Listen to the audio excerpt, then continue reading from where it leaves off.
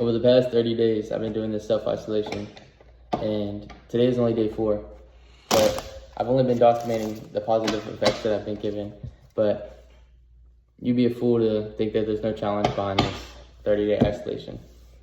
And today it feels different. I want to talk about the negatives for once.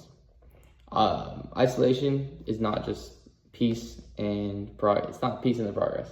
It also comes with emotional weight and like drought. The lack of social interaction, it starts to hit more the longer you go through this process. And at first, of course, it's not something too big of a deal. You can go a day, go 2 days, without talking to anyone, without seeing anyone. Especially your like close friends, close family, without seeing them, it's different because you've been fascinated and accompanied by these people day in and day out. And now that you're gone and you're doing your own self-isolation, it's a big change. It's one of those habits that I was talking about that it's completely you have to undo. And talking about these habits that you've realized that are negatively impacting the person you want to become and the desires that you have, it's not easy to undo. These habits were created through repetition. And most of these habits, you didn't even realize until you did self-isolation, you self-reflected, and you looked into the mirror and just identified these things. And now that you're seeing them for the first time, the self-isolation is basically trying to break these habits. And it's not easy at all because these habits have been done without even your acknowledgement of it. And now you're trying to break them. And that's what's one of the challenges behind this 30-day isolation. And the real change that you're trying to make does not come through comfort. It's not easy. It's not comfortable. You have to continuously work towards these things. I can simply just say that I want to go to the gym, eat good, do things like that. But that's not change. I'm still me personally, I go to the gym every day. I eat good and I keep myself personally fit, mentally fit, personally aware. Some people, this self-isolation might be what they're working on. But for me, I'm working on becoming the better version of myself that I've already improved on. Like I'm already a better version of myself and I'm trying to become to the next level of intelligence and personal awareness and growth in all aspects of life. And the vision is clear. The vision that I want is clear. And I know who I want to become.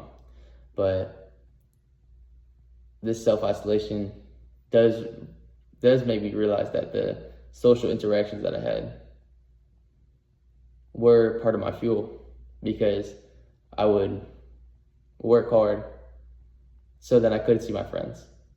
And then after I see my friends, I'd come back and work hard again until the next day. But now that there's no break or mental dialogue, I guess, so you get to go talk to your friends and go do things like that, you start to realize that things aren't as easy and things aren't as simple as they once were. And I realized that they were part of my fuel, but that's not going to stop me from continuing to want and desire more, because the road to greatness isn't a lone road. It's a walk alone. And if you don't recognize that, then you're not going down the right path. Or that's too much to say, because some people have a different path than what I want. Some people have different aspirations for what I want. But what I want is something that most people would seem impossible. But it's only impossible because they don't try. And it's only impossible because they've never tried. But for me, I've tried again and again, and failed, and tried again and again. And I'm only going to keep trying until it happens, because I know through trial and error and through discipline and determination and desire that these goals that I have for myself aren't as impossible anymore. I can feel them. I'm getting closer. I'm taking these steps. But each one of these steps gets harder. Each one of these steps, they add weight to your back. 200 pounds, 300 pounds, and you're still walking. You'll get knocked down. Like I said, you fail. I failed. And those failures hit hard sometimes. Real hard. Make you want to quit. Make you want to go back to the life that you were living because it was comfortable. But what are you chasing? You're not chasing comfort. You're chasing these dreams and aspirations you have for yourself to be better, do better, become someone that you admire. You could admire your own self. I think the admiration of oneself is one of the highest aspects of life. If you admire yourself and become the person that you admire, you can become someone that other people admire, other people want to be like. And my vision is clear. I want to become someone who not just one person could look up to, but the world could look up to. Someone who is disciplined, courteous, kind, obedient,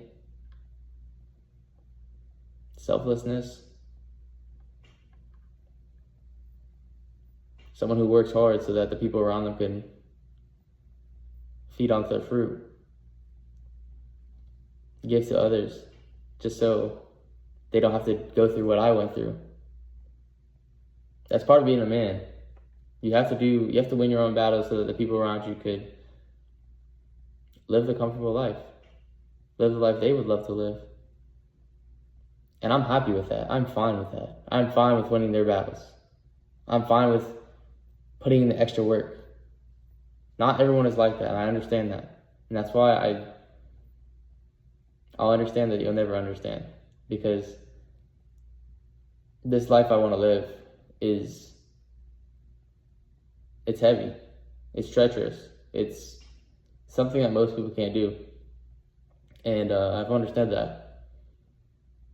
And the more that I walk down this path, the more I realize and become aware of the people around me and their daily habits and how it's affecting their life.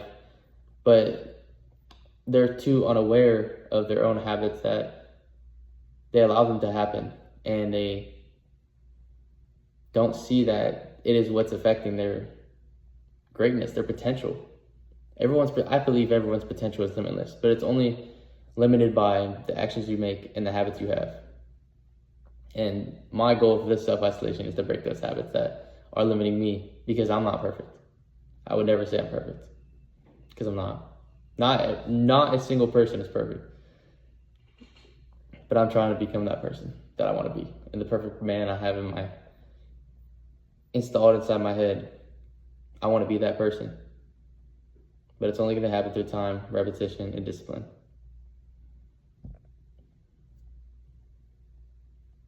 And I'm not doing this to impress anyone. I'm just doing it to become the man that I said I was going to be.